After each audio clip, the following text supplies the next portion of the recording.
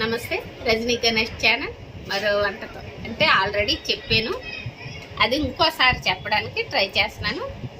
చూడండి, ఈవేళ పలావ్ ఎక్కువ మోతాదులో చేసుకోవడం ఎలాగా అని.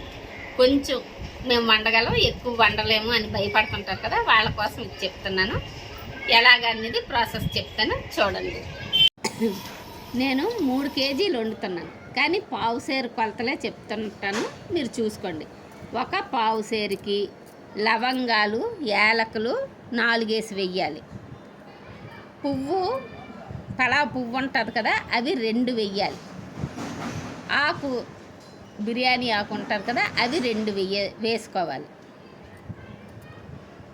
దాల్చిన చెక్క అంగుళం ముక్కలు 4 ముక్కలు వేసుకోండి. ఒక పావు సేరు కొలత ఇది. దానికి మీరు ఎలా వేసుకుంటారు? ఇప్పుడు 3 కేజీలకి మీరు పావులు పెరుగుతున్న కొద్దీ ఇంగ్రీడియంట్స్ పెంచుకోండి. టమాటా పావు సేరుకి 1, ఉల్లిపాయలు 2 పెద్ద సైజువి పోసుకోవాలి. పచ్చిమిరపకాయలు 4, పుదీనా, కొత్తిమీర కొంచెం కొంచెం వేసుకోవాలి. ఇది కొంచెం అటు ఇటు అయినా పర్వాలేదు. మసాలా దినుసులు మాత్రం ఖచ్చితంగా ఈ లెక్కన వేసుకుంటే మీరు ఎంత బిర్యానీ అయినా 2-3 కేజీలైనా వండిగలరు. అందుకోసం చెప్తున్నాను. ఇవన్నీ పావుసేరు కొలతలు ఖచ్చితంగా పెట్టుకోండి. దీని తర్వాత మీరు ఇంగ్రీడియంట్స్, బియ్యం పెరుగుతున్న కొద్దీ ఇంగ్రీడియంట్స్ పెంచుకోండి.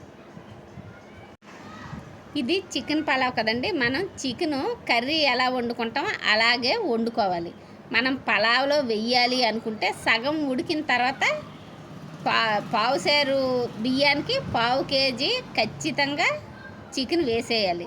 సగం ఉడికాక తీసుకోండి. లేదా చికెన్ దానికి ఒక్కదానికే తెచ్చుకుంటే వేరుగా ఉడికించి ఉప్పు కారం వేసి కూరలాగే వండి సగం ఉడికాక పక్కన పెట్టి దించేసుకోండి.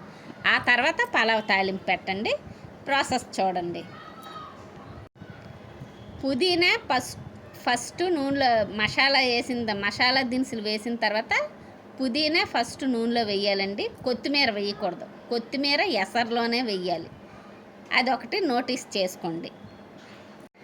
ఇప్పుడు గిన్నె పెట్టుకొని ఒక్కొక్కటి ఫస్ట్ దినుసులు, తర్వాత పుదీనా, తర్వాత ఉల్లి తర్వాత మిరపకాయలు వేయాలండి. ఎందుకంటే మిరపకాయ ముందు వేస్తే ఆ ఘాటుకి, అంటే ఎక్కువగా వండుతాం కదా, ఆ ఘాటుకి దగ్గు వస్తుంది, అందుకని అనమాట.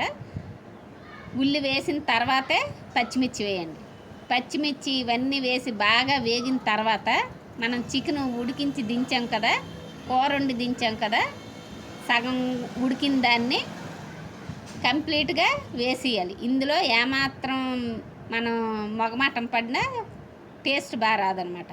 అందుకోసం ఖచ్చితంగా పావు సేరు బియ్యానికి పావు కేజీ చికెను వేసివలసిందే.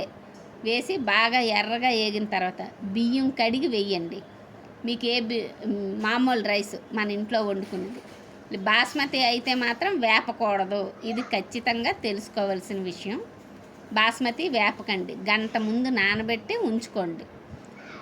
ఈ మసాలా అంతా ఏగిపోయిన తర్వాత నేను బాస్మతి రైస్కి ఇవాళ చెప్తున్నాను. వేగిన తర్వాత కూర కూడా వేగిన తర్వాత మనం 1 గ్లాసుకి 2 గ్లాసులని నీళ్ళు పోస్తాం. కానీ బాస్మతి రైస్ నాని ఉంటుంది కనుక కొంచెం తగ్గించాలి. 1 అంగుళం వెళ్తూ మనం నీరు కొలిచేటప్పుడు 1కి 2 వేస్తాం కదా, అది 1 అంగుళం వెళ్తూ 2వ గ్లాసుకి తగ్గించాలి. అలా మీరు కొలత వేసుకోండి. బాస్మతి రైస్కి మాత్రం తగ్గించాలి. తగ్గించి ఎసరేసిన తర్వాత ఉప్పు, చిన్న పసుపు మీరు వేసుకోండి. అందులో బాగా మరిగిన తర్వాత ఉప్పు కరెక్ట్గా అప్పుడే చూసుకోండి. అయిన తర్వాత మీకు పెరుగు నచ్చితే వేసుకోండి, లేదంటే మానేసుకున్న ఘాటు కావాలంటే పెరుగు వేసుకోకపోయినా పర్వాలేదు. నేనైతే ఇది ఎక్కువ మోతాదు కనుక పెరుగు వేస్తున్నాను. ఇది అయిన తర్వాత ఎసరు బాగా మరిగిన తర్వాత మీరు మసాలా ఘాటు, ఉప్పు చూసుకోండి.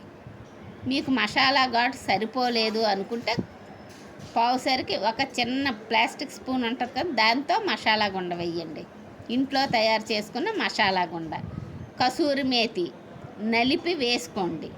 వేసుకున్న తర్వాత బాగా కలుస్తుంది అనమాట. ఎసరు బాగా మరుగుతున్నప్పుడు బియ్యాన్ని వెయ్యాలి. బియ్యం వేసిన తర్వాత ఒక్కసారి గిన్నెలో గరిటె పెట్టి మనం ఇష్టానికి కలపకూడదండి. నెమ్మదిగా చుట్టూ ఒకసారి మధ్య నుండి ఒకసారి కలపాలి. కలిపి ఇంకా దాన్ని ఏమీ డిస్టర్బ్ చేయకూడదు.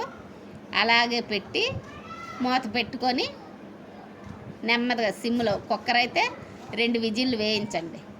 లేదు అంటే మామూలుగా గిన్నెలో వండుకుంటే మూత పెట్టి స్లోలో ఉడికించండి. వీడియోలో స్పూన్ చూపించాను కదండి, ఆ స్పూన్తోని 1 స్పూను 1.5 స్పూన్ నెయ్యి ఎసరు మరుగుతున్నప్పుడే మనం వేసుకోవాలి. తాలింపులో వేసుకోక్కర్లేదు. పావు సేరుకి 50 గ్రాముల నూనె ఖచ్చితంగా సరిపోతుంది. దాని మీద ఈ స్పూన్తో 2 స్పూన్లు నెయ్యి వేసుకోండి. బియ్యం వేసి కలిపాం కదండి, ఆ టైంలోనే నెయ్యి వేసిన తర్వాత మనం కొత్తిమీర ఉంది కదా, ఉడుకుతుంటుంది. ఈలోపు ఈ ప్రాసెస్లో ఉడుకుతుంటుంది. ఉడికేటప్పుడు మనం కొత్తిమీరని అలా పైనే చల్లి ఉంచుకోవాలి. మనం కొత్తిమీర అలా జల్లి ఉంచాం కదండి, అయిన తర్వాత నిమ్మరసం పావు సేరుకి 1 నిమ్మకాయ. పెద్ద నిమ్మకాయ అయితే సగం ముక్క చాలు, చిన్న నిమ్మకాయలు అయితే 1 వేసుకోండి. ఆ రసాన్ని పిండి ఇలా పోసుకోవాలి.